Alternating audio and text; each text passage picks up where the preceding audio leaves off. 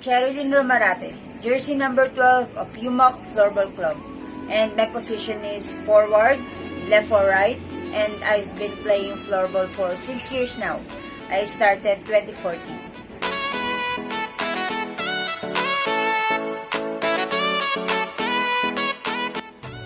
At first, mahirap syempre.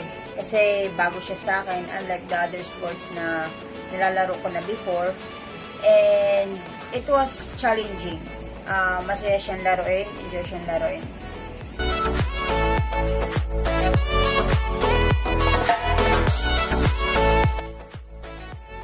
Floorball idol, actually, madami sila.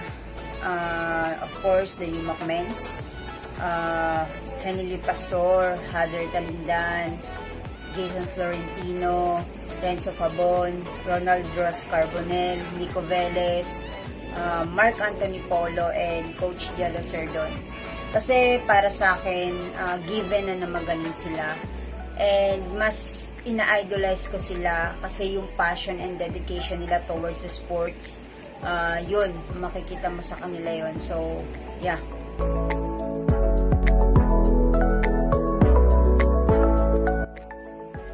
Floorball inspiration, isang tao lang. Si Coach Jello Serdon.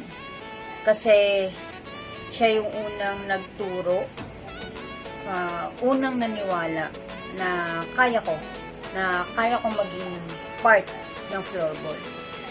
And one thing na naalala kong sinabi niya sa akin noong time na napapanghinaan na ako ng loob and gusto ko na mag-stop maglaro ng floorball.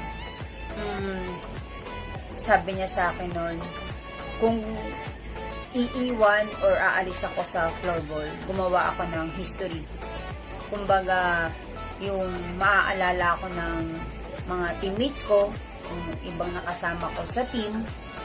And nung time na naging part ako ng Philippine team, isa si coach dun sa inspiration ko and behind that success ng floorball journey ko. So, sabi ko, siguro ito yung sinasabi ni coach na gumawa ko ng history. Ito yung isa sa gusto niyang mangyari bago ko iwan yung floorball.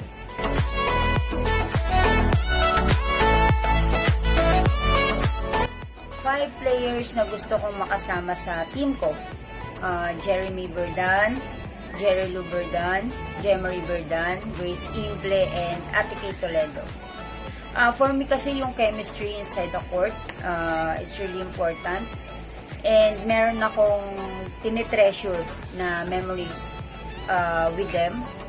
And to Ate Kay, aside sa senior ko siya, shinare niya sa akin yung mga nalalaman niya sa floorball nung nasa isang club pa kami, and isa siya sa mga taong I look up to nung nag-start ako ng floorball.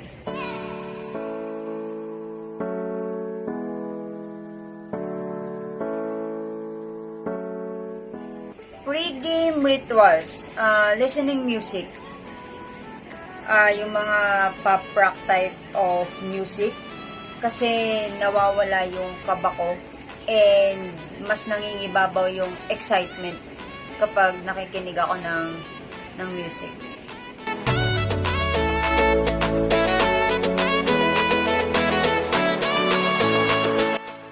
Post meal or food, anything na may sabaw, like tinola with rice, sinigang with rice, nilaga with rice. Kasi, for me, alam mo yon, parang na-drain ako after the game. So, mas gusto ko na mabalik ulit yung energy na nawala sa akin. So, mas prefer ko na kumain ng may sabaw after the game.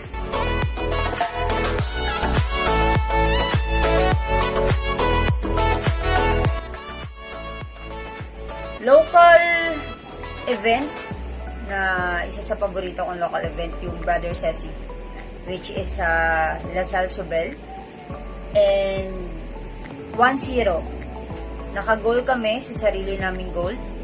And kahit ganun yung nangyari sa game na yun, kumbaga, na-enjoy namin, nag-enjoy kami. So, isa yon sa favorite na local event ko and international event.